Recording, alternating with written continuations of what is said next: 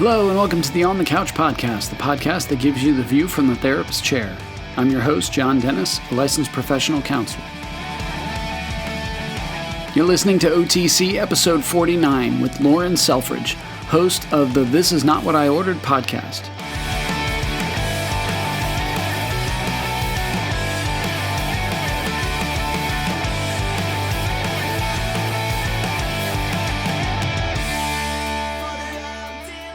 Welcome once again, OTC listeners. Welcome back for episode 49. Wow, almost to the big 5-0, and chugging through 2020. We are in mid-September, which is just absolutely nuts. I was saying to somebody the other day, just the idea that we're, less than 2 months away from the election now and 3 months from the end of the year. I mean, just that idea that 2020 has felt like the longest year ever and yet the shortest at the same time. And I know a lot of us are like, oh my gosh, I cannot wait for 2020 to be over. But at the same time, I'm a little worried that 2021 is going to be like, hold my beer. You think 2020 can't be, you think it can't get any worse? Hold my beer. I'll show you. Which I know none of us wants to even think about. But it's just, I don't know. These days it seems like it's just one thing after the other. So, and yet when I step back and think about it, I mean, I'm not dealing with any kind of, chronic illness. I'm not dealing with any major thing that is with me every day, all day. And, that's why I when I had found Lauren Selfridge, I'd known I had wanted to have her on the show. We kind of run in similar circles in social media and the podcasting world and the mental health space. And so I had known about her for a little bit, and her story is pretty amazing in terms of her own struggle with chronic illness, but then also being a mental health provider and a podcaster in that space. It's something, obviously, millions of people deal with different chronic illnesses, and, prior to all of COVID and everything that's been going on in the last year, this has always been, a struggle for them, something that they've had to face and is part of their reality, part of their normal. And then, 2020 comes along and COVID, and it just kind of adds on top of that, not needed at all, as if there wasn't enough stress. But that idea of this community, the chronic illness community is very close. I find so many people in my life, either personally or professionally, that are dealing with a chronic illness. It's a major source of support to be connected through the internet or social media. And I think that's such a large part of who we are as people. One, to be connected to others, to find support, but also to know that there are other people that have been through what we're going through. One of the first things that people will do when they receive a diagnosis or even experience symptoms and don't have a diagnosis yet, they'll get on the internet, they'll get on social media, and they'll try to learn more about it and try to better understand, what is this that's going on. And, through talking with Lauren and preparing for the interview, I had become aware of spoon theory, and that you'll hear in the interview, that's something that we talk about. So for any that are not familiar with the chronic illness community and this concept of spoon theory, I think it's something that can really help put it into perspective, and it is something that can be very useful, I think, for those that are in the chronic illness community, to kind of use that spoon theory as a mindset for, okay, what am I dealing with, and what kind of day is today, and what am I going to do with today? Again, it's these are such difficult times, but that concept of, your chronic illness, your loved one, their diagnosis doesn't care. It does not matter that COVID is now a part of our new reality. There's no pause button on that. You can't step out of that and say like, well, hold on, I can't deal with all of these things all at once. Like, obviously we don't get to do that. We don't have that choice. So that's why I wanted to reach out to Lauren and have her on the show and hopefully bring something to you all that you can connect with, or you can pass on to those in your life that may be dealing with this. So just a little bit about Lauren Selfridge. She's a licensed marriage and family therapist based out in California, and she is specializing in working with those with chronic illness while also dealing with chronic illness herself.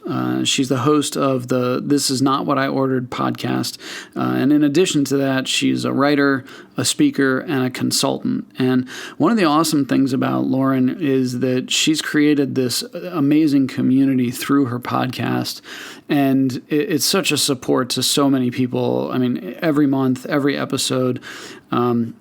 If you want to check out the show, you can find it at thisisnotwhatiordered.com. And I would definitely check out any of the episodes. I mean, they're all amazing, but I guarantee you have somebody in your life that would connect with her work and the message that she brings, the guests that she has on every episode. So please check that out. Enjoy.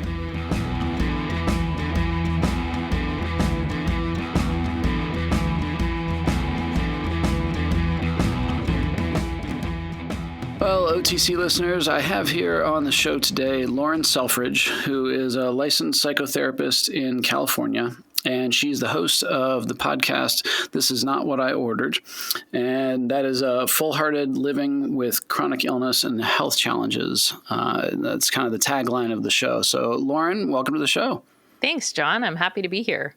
Yeah. I'm glad we were able to get this going. Hopefully, I don't run into any tech issues. So yeah, I'll cross my fingers. Yes. How's things in Cali? Things are pretty good. The weather this morning was windy and rainy, and now it's blue skies and very lovely out. So I'm just taking it day by day, and I'd say that's what today's been weather-wise. Yeah. I don't know what it is, but May has been positively bipolar out this way. So remind me where you are. I'm in Pennsylvania. So okay. East Coast, we've gotten it's supposed to be 80 by Friday, but it's been down in we've had frost. Some places have gotten a little bit of snow here and there. So yeah. Okay. Yeah. Yep. Wow. Looking forward to summer. So yeah, on your end, how did you get into this crazy business of therapy? Well, I read the book Getting the Love You Want, which is my favorite book on relationships. I don't know if you've heard of it. It is you know about it. Yeah. So it's Harville Hendrix and Helen LaKelly Hunt. And they are a couple, and they created this whole philosophy for relationships and a way of being. And it changed me because I had so many questions about how relationships work. And once I finished the book, I thought, I want to help couples do this. So I actually got into the field of therapy because I love relationship work. And then it transformed when I got diagnosed with multiple sclerosis a little over 5 years ago. And I changed my focus to also include not just couples, but also people living with chronic illness. Nice. Yeah. So with your start, I mean, that was starting off kind of focusing on couples work, or did you kind of find your way there? I mean, most of us start off as general practitioners. Yeah. What was that like for you? Yeah, it was interesting because I knew I wanted to see individuals and couples, and that relationship issues come up for all different configurations of people. So I knew that, it impacts all of us. But what was interesting is that it was actually in my first month of clinically seeing clients that I was diagnosed. In your first month? Yeah, my first month. Yeah. So I was simultaneously becoming a therapist and gaining a new identity as somebody living with a chronic illness. Wow. I'm blown away now. I was yeah, too. Yeah. I'm assuming I'm slightly less blown away than you are.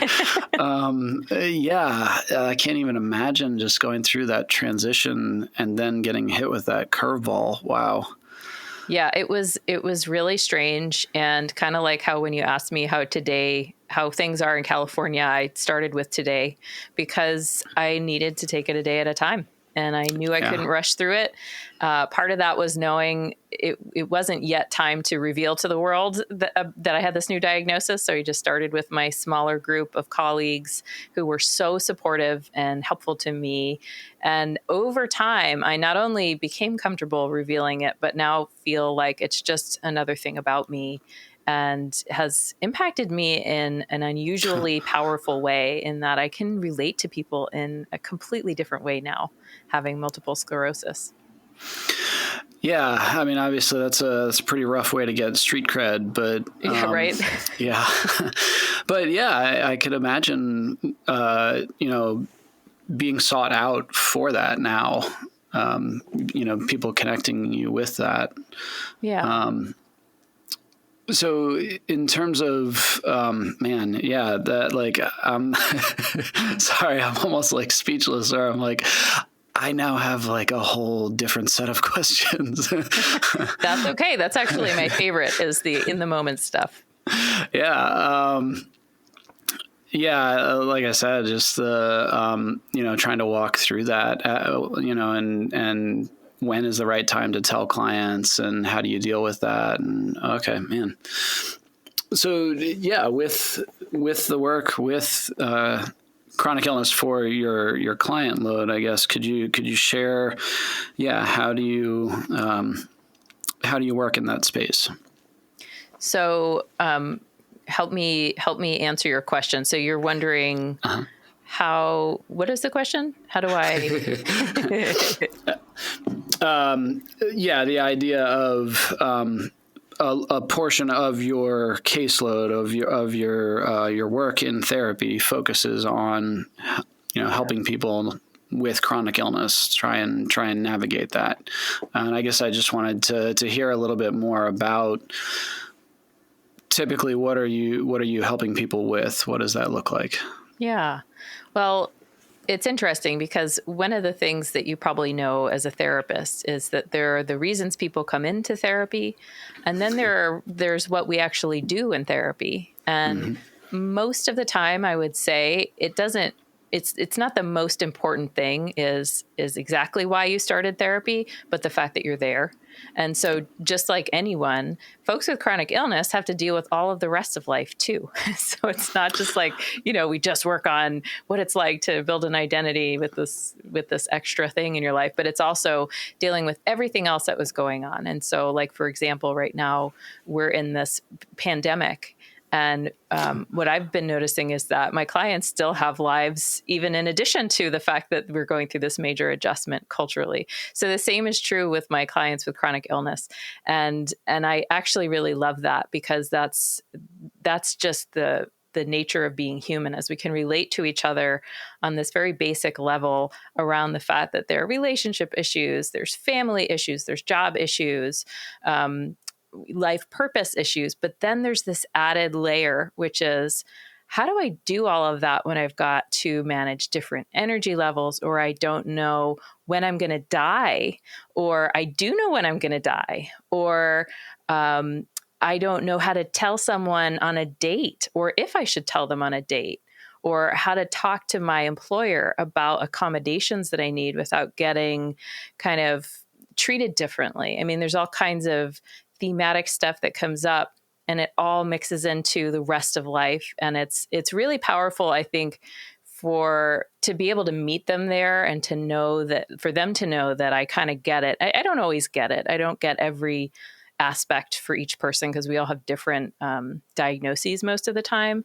But it's really lovely when I'm doing like a 15-minute consultation. I do like free phone consults for people who are thinking about working with me. And sometimes they don't know that I have MS, even though it's on my website, but not everybody like digs that far.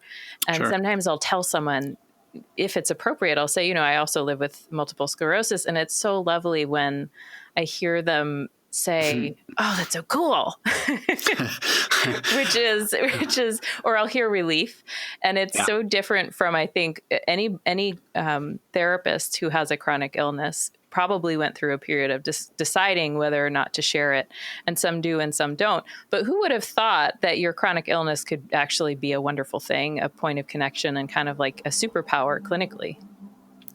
Yeah, it definitely made me think of, that idea of, oh, should I tell this person, what are they going to think of me? Especially at the beginning, I would imagine there had to be that trepidation over, especially for you, like you said, a month in, of like, should I tell them? How are they going to react? And Yes. now being on this side of it, where it's, like you said, almost like a superpower that you have this added layer of ability to connect and empathize.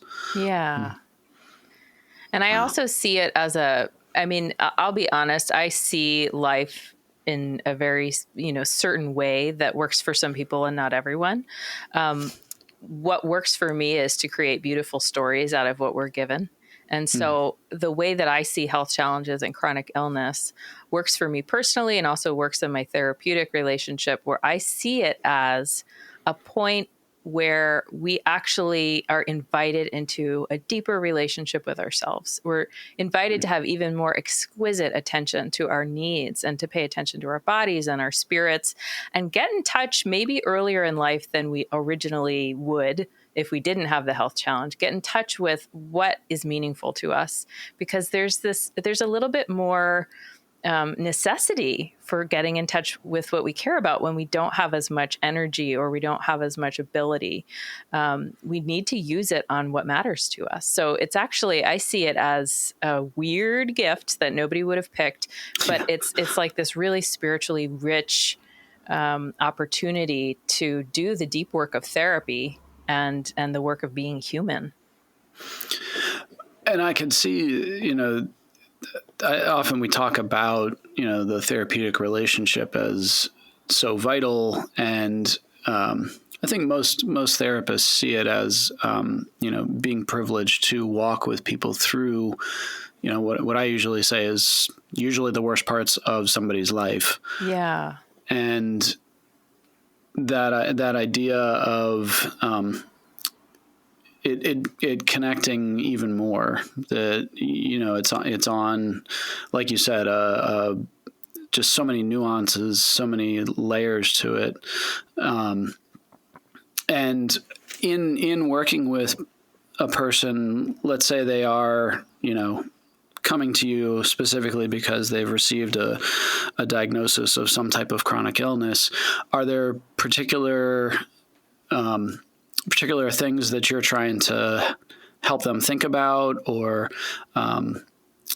exercises that you kind of do with them? Yeah, I don't know if you can speak to that. Yeah, I mean, it all depends on where they're at. So some people come to therapy and they've maybe lived their whole lives with a health challenge, and so it's not news to them, and I'm actually the newcomer in comparison. And then for some people, they're getting in touch with me the same week that they were diagnosed, and maybe their neurologist gave them my number and said, here's some support. So it's like anywhere on that spectrum. And so each person has their own place that they are in the path. One of the things that can be really important is to acknowledge that it's just so easy to get overwhelmed when we've got all these different pieces of information or lack of information coming to us, and we've got these decisions to make. And, often in therapy, we help people to kind of make their decisions right size, so that they don't make too big or too small a deal of something. And with chronic illness, there are these points where I realize I can't take away the gravity of a situation, because sometimes it's just, as a person in the world, we can kind of build things up to be bigger than they are. And part of therapy is helping people to say, hey, is it actually going to be the end of the world? And so there are these deeper questions that people wind up sitting with, like, well, but what if I make the wrong decision, and then my body, then I have to like pay for it physically? Yeah. What if I take the wrong medication for me? Or what if the side effects are worse than just not taking it out at all? And so just sitting with someone in that and being present for it and not making it smaller than it is, and acknowledging, wow, this is a real issue that I wish you didn't have to sit with. And I'm here for it. I'm here for it all. I'm here for the jokes and the denial, and I'm here for the tears and the anger and the rejection of it. All feelings are welcome. And I'm sure this is probably true in your practice as well, that like whatever is alive for you in that day, I'm here for it. So I would say one of my favorite tools that I across the board recommend to people is taking a break and watching a movie, or laughing, or doing something of no consequence, because life can get very serious. And I think sometimes the vigilance is so high that there's just this frequency of anxiety, or a frequency of feeling like I always have to be making new decisions and doing it perfectly. And so sometimes I'll just remind people, it's okay to go watch a show. Like, you did some emotional heavy lifting in our session. Maybe do something that's just for the joy of it, or do something that feels like relaxation. And not everybody can always do that. But with the clients that I work with, I notice that they tend to really appreciate that reminder that you don't always have to be on. Yeah. I could see where so many, I guess I would see like kind of both ends of the spectrum. I could see some that are like, I've got to be the, kind of the warrior, and, go. And I'm going to beat this, or I'm going to, get better at this. And then others that, they're kind of just like mowed down by it. Yeah, totally. Yeah. So sidebar, you got any favorite, shows or movies that you typically recommend for people? Or you got like a top 10? That's a good question. I actually don't tend to recommend shows, though I will say this for all of my therapy friends and anybody who is in therapy. There's a show on Hulu right now that's from, I think, like a decade ago. It's a Canadian show called Being Erica.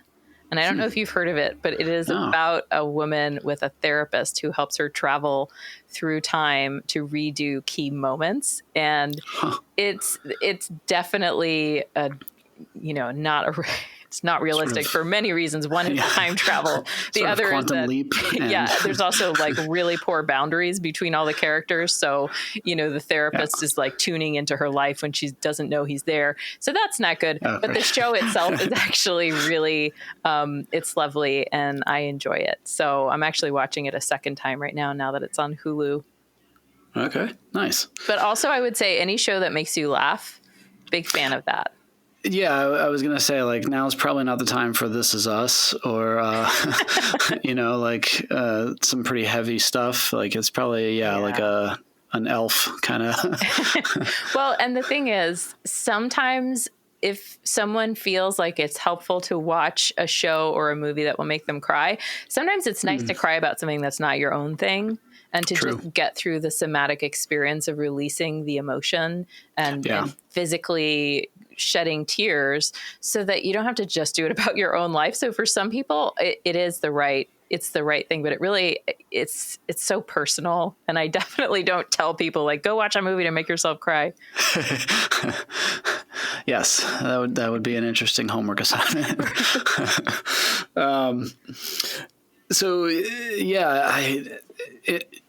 I guess what I find myself wanting to ask is, are there any things that you would give to somebody who they're kind of stuck? They really are struggling to connect with the diagnosis that they've just received, or maybe not just received, or just really kind of stuck connecting with it.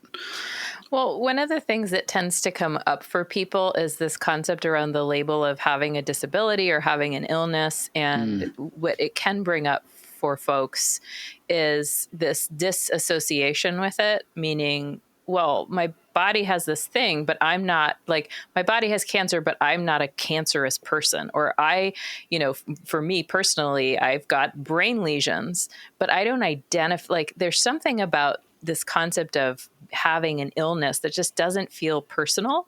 And I think a big part of that is because how we look at it as a society is that once you have an illness, your life is crummy, your life is over, just everything's terrible.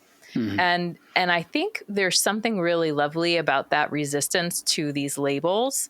There's this like sometimes when people feel stuck, I think it's actually a helpful thing because usually it uncovers something that's even truer underneath. So maybe we explore, well, what is it that you're resisting, or what is it that's hard to accept about this diagnosis, and recognizing that, oh, well, maybe it's just that I don't want my life to be over, and I don't want to be seen as a person who, has a disease. Well, yeah, because society paints us in such a way that it like kind of takes away our humanity and our autonomy and our sense of humor and our beauty and our sexuality, and all those things are still true for you. You're all of those things. So kind of looking at what is it that's not working, because maybe there's something else that's truer for you.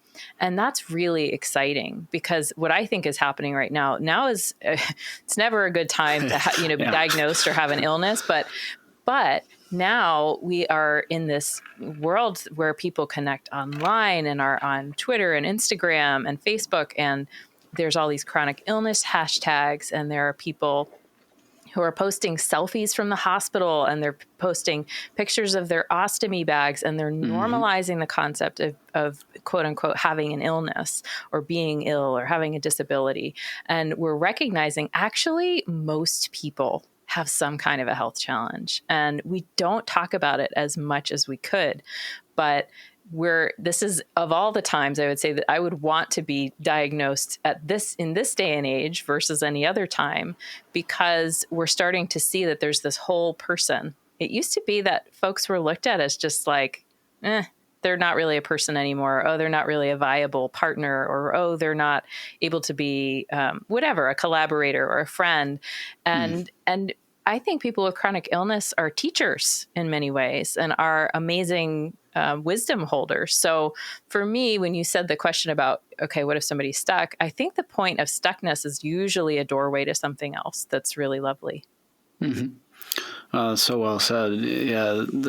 As you're talking, I mean, it sounds like a lot of it is rooted in mindfulness and,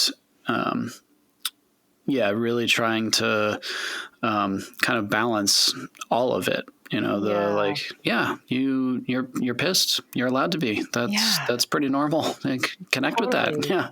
There's also this concept of like denial, and how I joke that I think denial gets a bad rap. Because I think there's this message that we're supposed to worry about the future, or that, if you have a diagnosis, and by the way, we do worry about the future. I'm not trying to say folks with health challenges don't, but there's this whether or not you still worry. Right. But there's this sense that we're supposed to just be constantly fixated on the future. And in fact, one of the biggest gifts I've gotten from living with MS is that I'm able to, in my best moments, I'm able to really be present for what's actually here versus getting afraid of what's not going to be here down the line. And again, like I said, these are my best moments. I'm not saying like, well, MS cured all of my mindfulness issues, but I'm so enlightened now. But there's a way that like when somebody says that they feel denial, or that they just don't feel resonance with it, or they don't want to think about the potential of, for example, like with MS, there can be, mobility issues down the line, or bladder issues. These are all things like people can get really scared of. And when I don't fixate on it, I think I could be viewed as somebody who's in denial. But the truth is that I don't know what's going to happen. And so there's a way that I sometimes will sit with people and say, well, maybe you don't have to be worrying about it right now. You don't have to force yourself to worry about it. Or maybe it's just too much to sit with, and it's not even happening right now. So maybe you don't have to sit with it.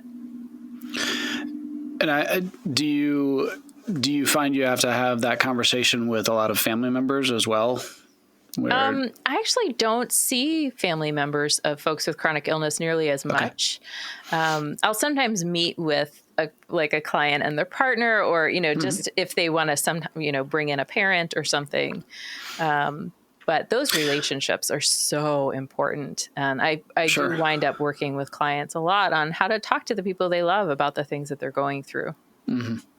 It just made me think of in my work over my career, the times that I've worked with a client. Typically, it's actually been teens that have dealt with a chronic illness, and sometimes the parent is really. I wouldn't say chomping at the bit, but like, that idea of, my kid's in denial. They're not acknowledging or accepting this diagnosis, and kind of what you had said of, well, hey, maybe they're not able to right now. There's a point and a purpose to denial. It's somewhat to protect your integrity and who you are. Absolutely. That's beautiful to see it that way.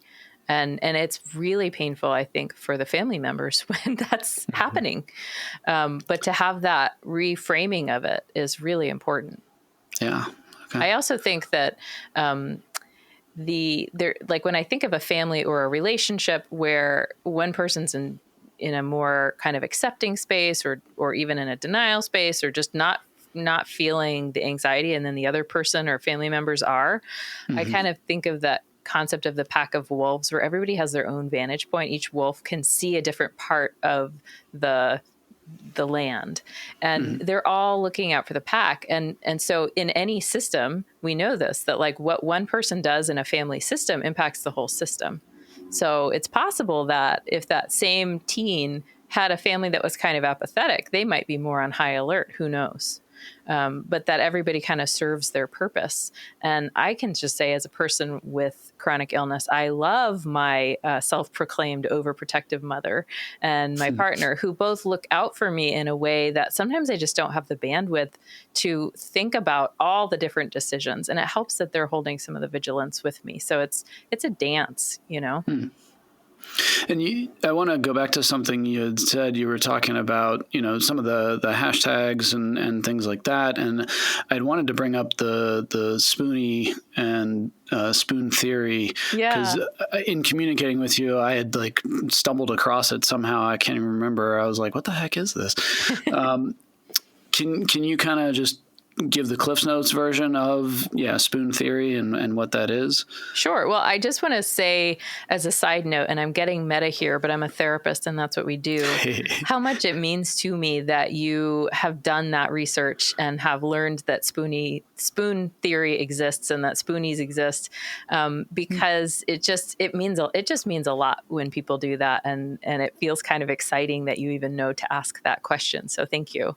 Oh, sure. Yeah. So spoon theory is this, my understanding is that it was these two young women who were at the diner, and one of them had an illness and the other didn't. And it was like a chronic illness. And so her friend said, well, what's it like to have, chronic illness? What's it like to have to manage your energy?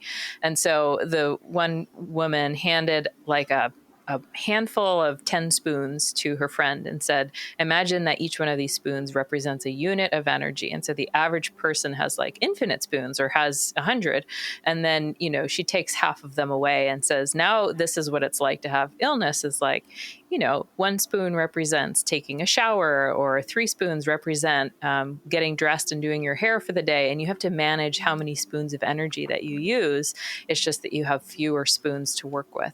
And so spoonies are the self-identified group of people who have to manage all the challenges of having a body that isn't always up for doing nearly as much as maybe the average person. And we have to budget our spoons. Yeah. When I started to look into it, I was like, wow, okay. Yeah. It makes sense, obviously.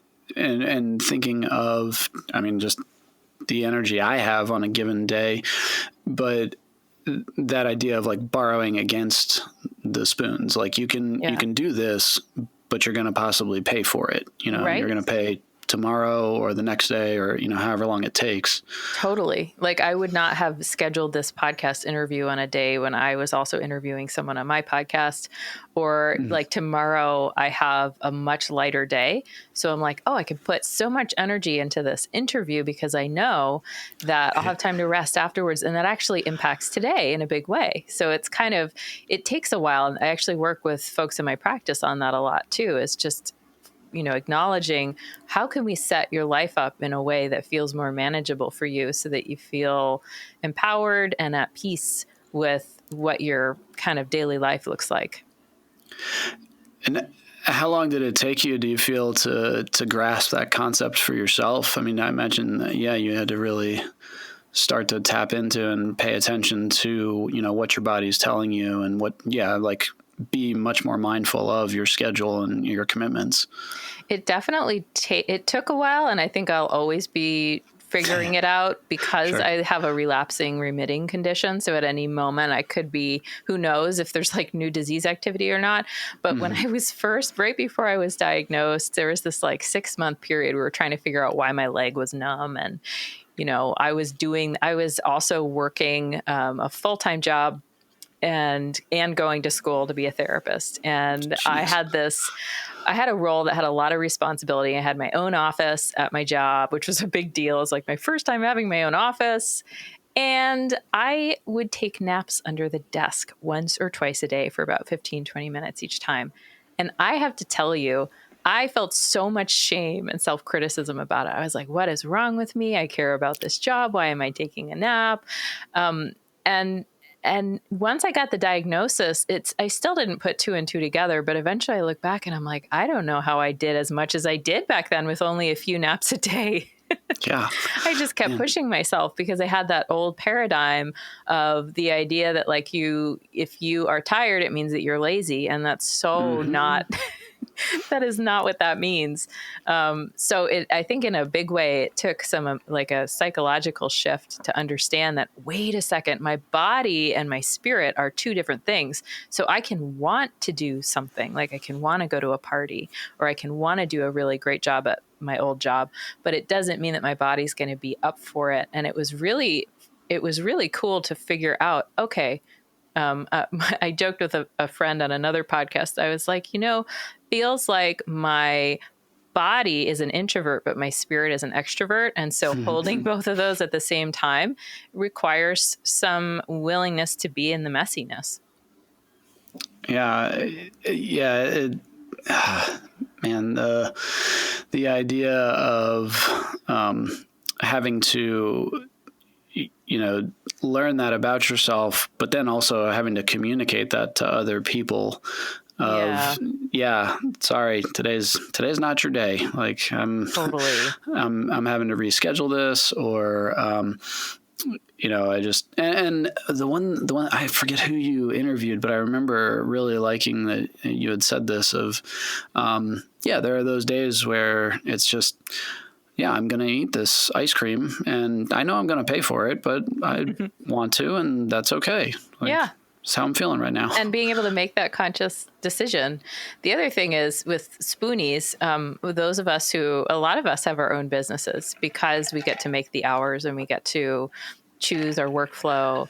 And one thing I love about my podcast and even the focus of my career is that like pretty much everybody on my podcast team has some kind of chronic illness and has even been interviewed on the show. And then everybody I interview on the show, of course, has a health challenge.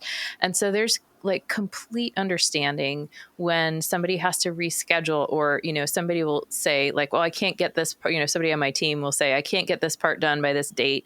And, we'll just say, thank goodness we're not surgeons who have to be on in a moment's notice, because this is not a life or death podcast. It's a podcast. Like it's okay if it doesn't get done perfectly. And having that flexibility is so lovely, empowering, and healing in a world that is so deadline oriented and so, there's a lot of judgment around productivity being associated with your worth. And so Yes. it's really nice. Like I've had, people on my team give me so much grace if if I'm taking longer with something, and it's so easy for me to give them grace when they just need more time. And it feels really exciting, and it kind of feels like, oh, what if the whole world looked like this? What if we could just, and I think it is changing. I think we're shifting how we do business, because so many of us really do have some kind of a health challenge. And in terms of, turning people on to different resources, I mean, where do you typically have people start when they're trying to learn more about their illness or how to deal with it? I mean, I imagine there's a lot of different places, but do you sort of have Well, some people are able to connect with support groups, and that's like a double-edged sword, because in some ways I think that can be normalizing and connecting, and some people say, "Oh, I went to that support group and it really brought me down." So it really depends. It's not so supportive. Right. But I do think that looking online, and of course with anything online, we are careful not to put all of our stock in what one person says, but to read about people's experiences or get involved on, Facebook groups. Like I think I'm part of a Facebook group that's for 3 or 4 different chronic illnesses, but they're similar.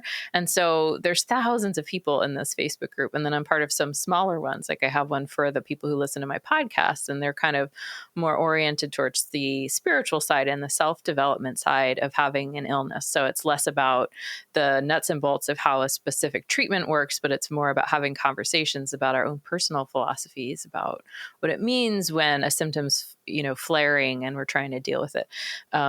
But having community, I think, is so important. And one thing I've noticed a lot of people say is, oh, for the first few years, I just didn't think I needed to have friends who had chronic illness. But then once they get connected, they realize, oh my gosh, where have you been all my life? And people who just get it, who just understand what it's like to deal with certain symptoms, or with energy stuff, or with just getting things that the average person wouldn't understand.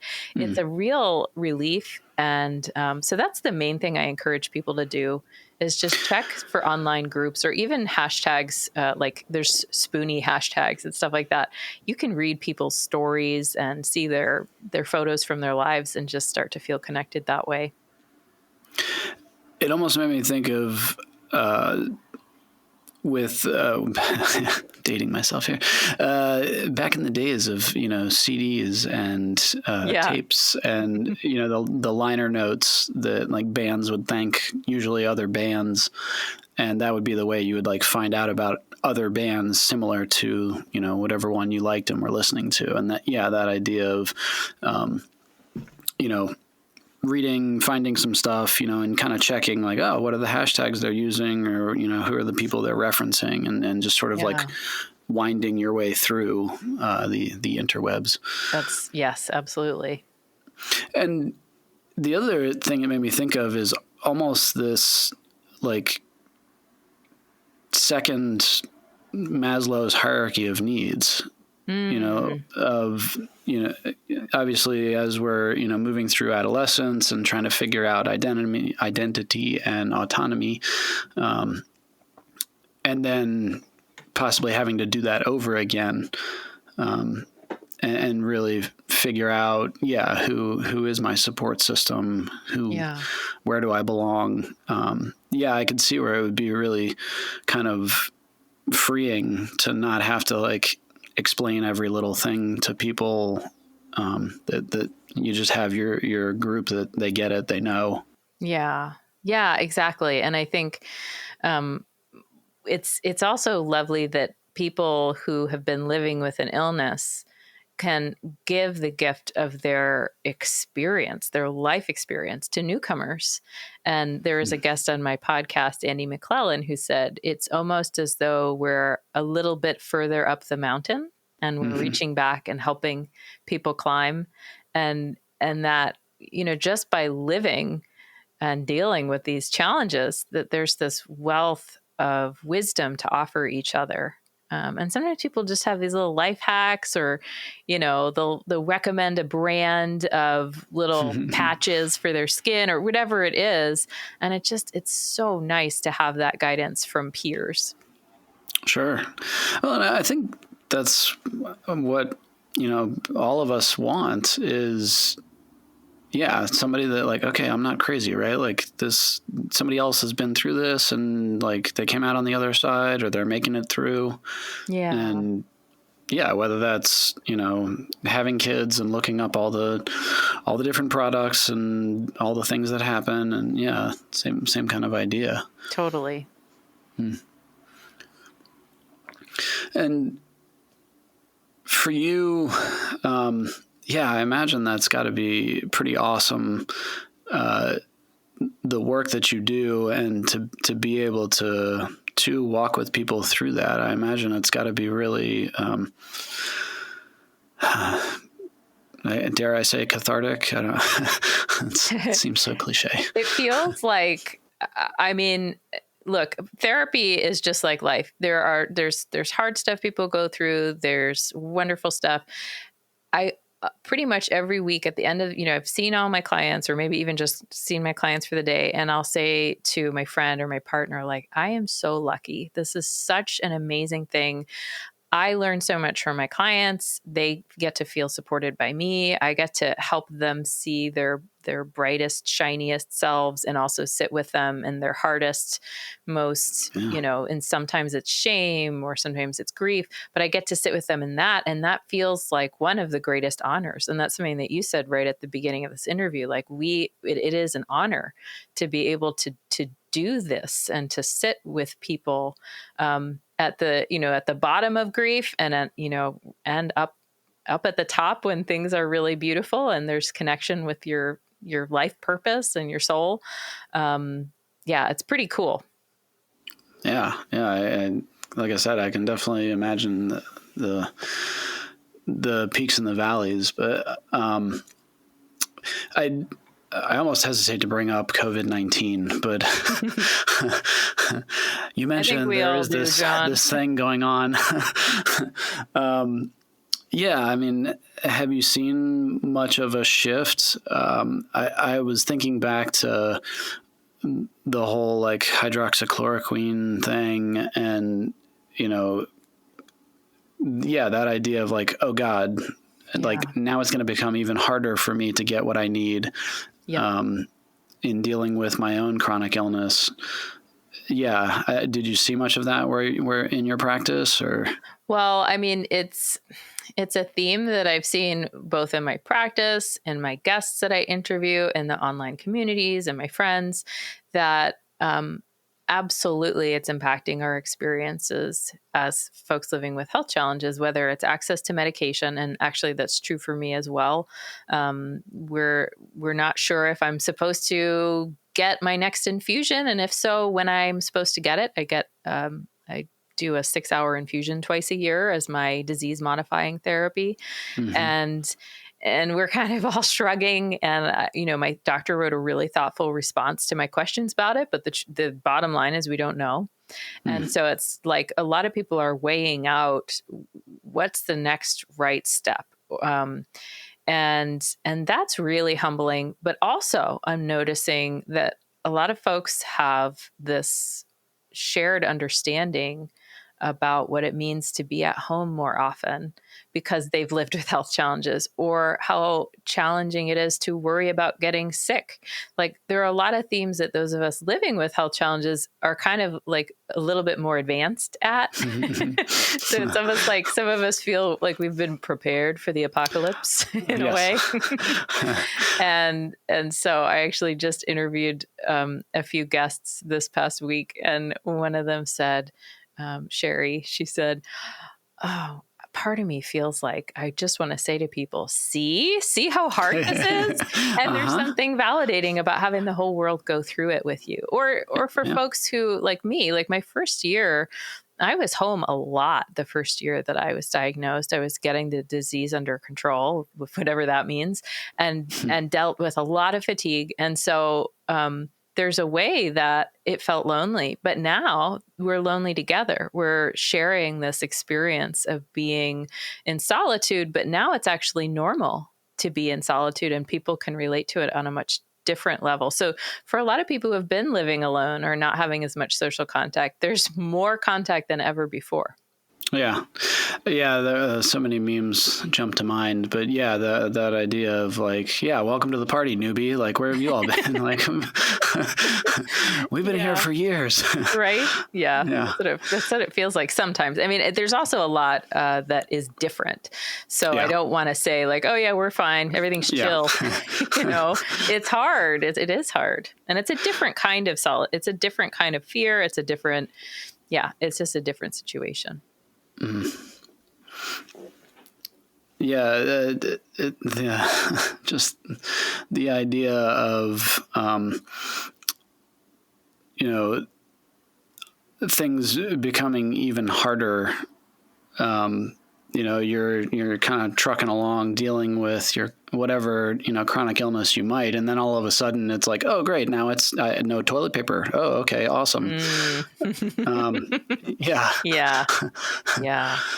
It is very humbling. I think this has been such a strange time for all of us. And I mean, I do have a lot of empathy for the folks who aren't getting access to the resources that they usually depend on. And for folks with a health challenge, I mean, that's a really important, like just getting access to picking up your medication. Like I know I've worked with some people on figuring out, is there a service that can go into the store because your immune system is compromised and you're even more at risk.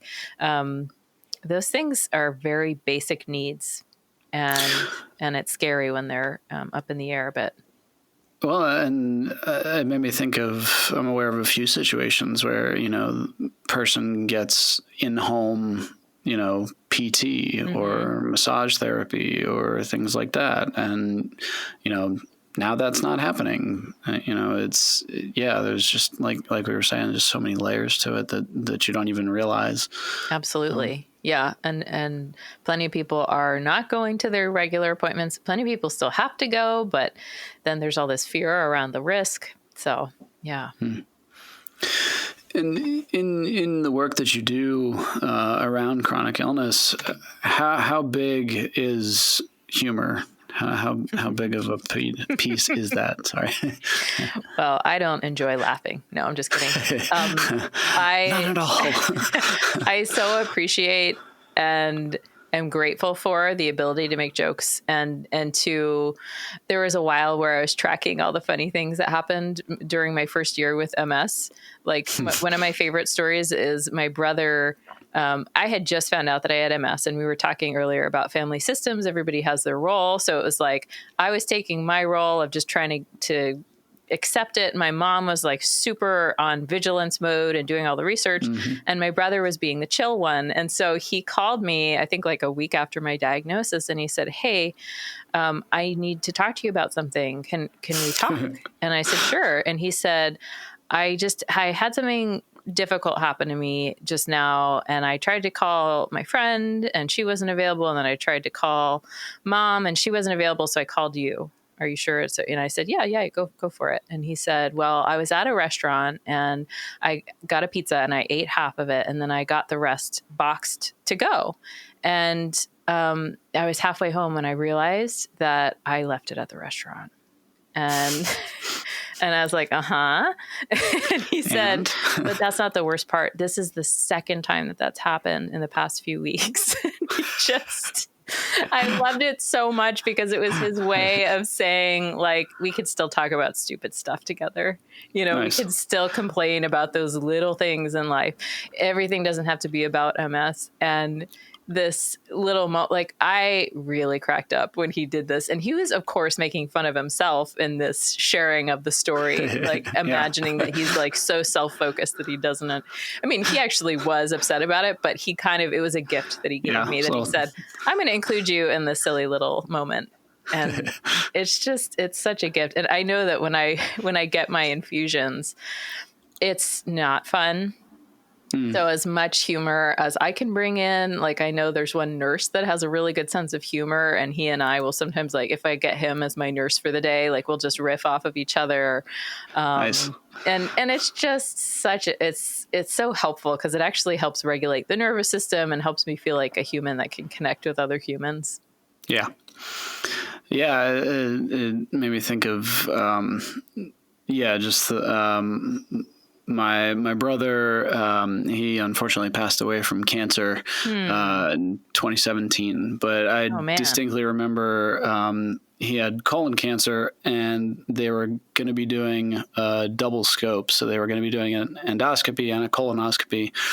And he kept joking with the doctor, like, is there a way that, like, you can make the cameras, like, high five in the middle, like, if they could connect and, like, fist bump or something? And it was, if you knew my brother, like, he was freaking hilarious. And it's amazing. Yeah. So, and I think in that particular one, he had a doctor who did not have a sense of humor, and, like, they just didn't get it. It's so funny when that happens too.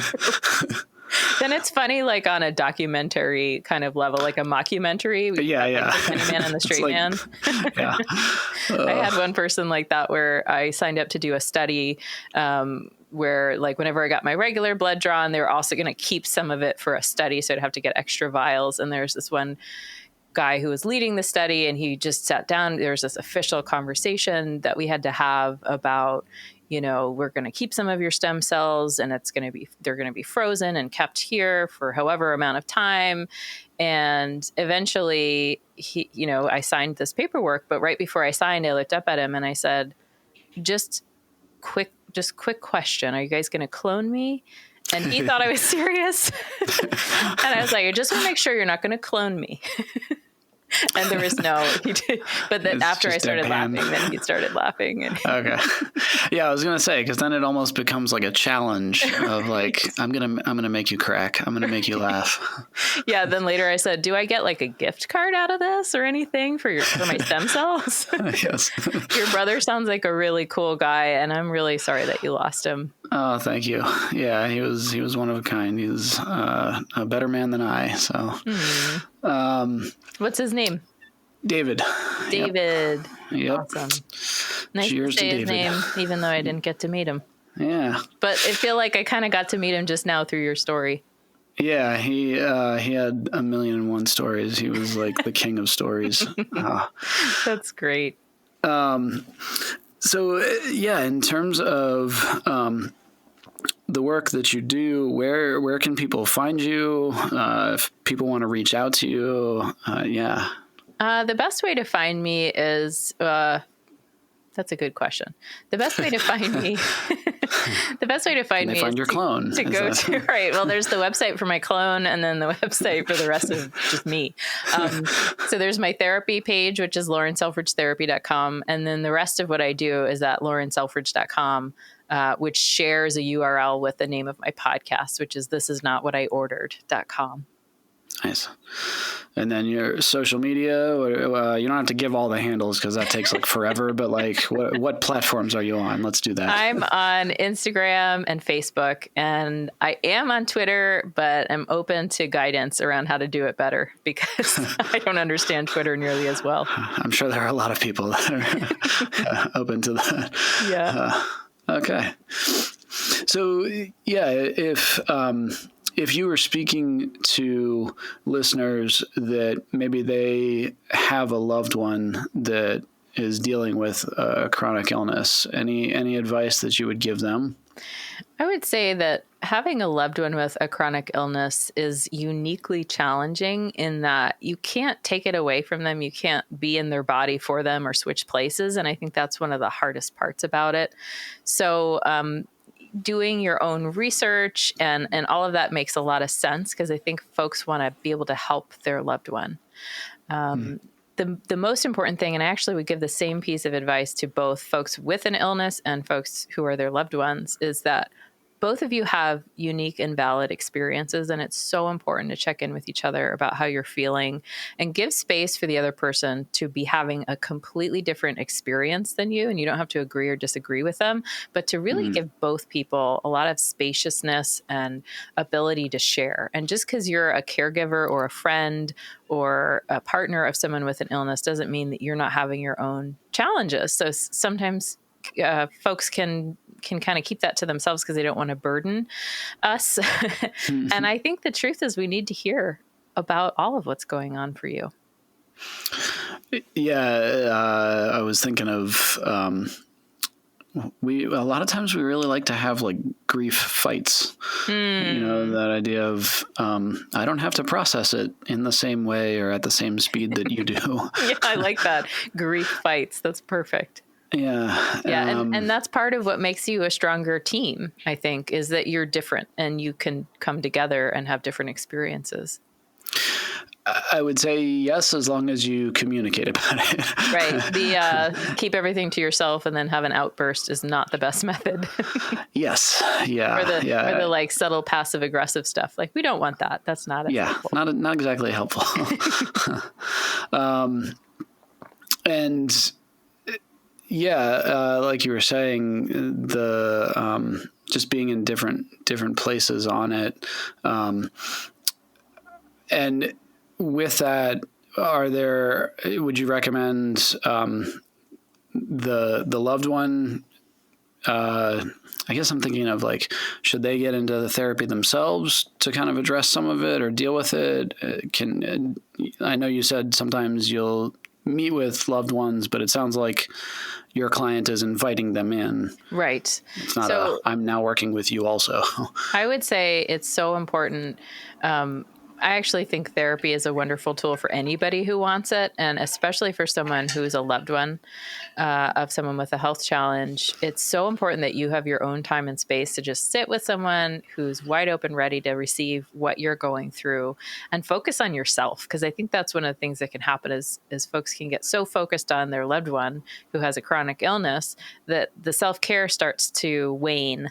And that like we need you on your self-care game always, because if you can't nourish yourself, it's not going to be sustainable. So I would say absolutely. It's a wonderful thing to have a therapist if you have a loved one who has an illness. Yeah. And in just kind of wrapping up, any other things you'd want to share with listeners? Anything you feel they should know about, chronic illness, the work that you do, the podcast? Yeah. I would say that one of the things that I think people get out of this podcast that I do, This Is Not What I Ordered, is that they get to hear stories about how people live.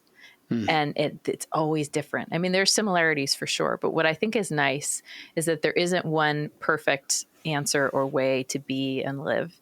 And different people have different philosophies. So I would say expose yourself to as many philosophies as you can so that you can make your own that works for you. You can kind of pick and choose what resonates. And so that's actually the goal behind my podcast, is each episode is somebody else telling their story, and we laugh together and we cry together and we talk about the real experience for them.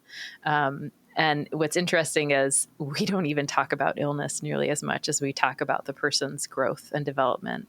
And that's pretty cool. So I would say I invite everybody listening, even if you don't have a health challenge, if you want to learn more what it's like for folks who are living with a health challenge, it's a nice resource.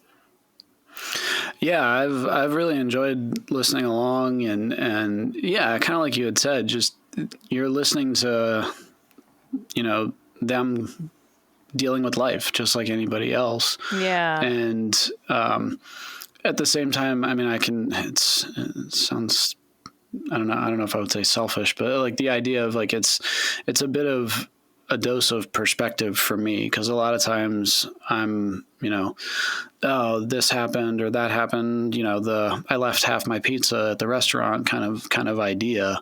Yeah. You're hearing what other people are dealing with on a day in and day out. Yeah, exactly. And actually during this pandemic, I've been bringing guests back who have already been on the show, and we're having little group conversations to kind of help people feel like, we're all hanging out at the coffee table together and chatting about what this pandemic's been like. So that's been kind of a neat little shift as well. Nice. Well, not that you need to have any others, but any projects you got coming down the pike? Yeah, I am working on a special community, and it's called An Excuse for Joy. And it is a community dedicated to living a fulfilling life with health challenges. And so for folks who are interested in it, they can visit excuseforjoy.com and learn about it and, come be a part of it. We're going to have monthly live fireside chats with people who live with health challenges. Most of them are going to be folks who have been on the podcast before. There's going to be guided meditations and self-care. There's going to be sort of like a self-care buffet so that we highlight many different ways to be good to yourself. And it's really exciting. I've been pretty thrilled about it. Yeah, that's very cool. Thank you so much for putting that together. Yeah. Well, Lauren, I wish you all the best. Thank you so much for being able to do this. It was definitely a pleasure to have you on the show. Thank you, John. It was really special to spend this time with you, and I just loved it. So thank you. Yeah. Take care. You too.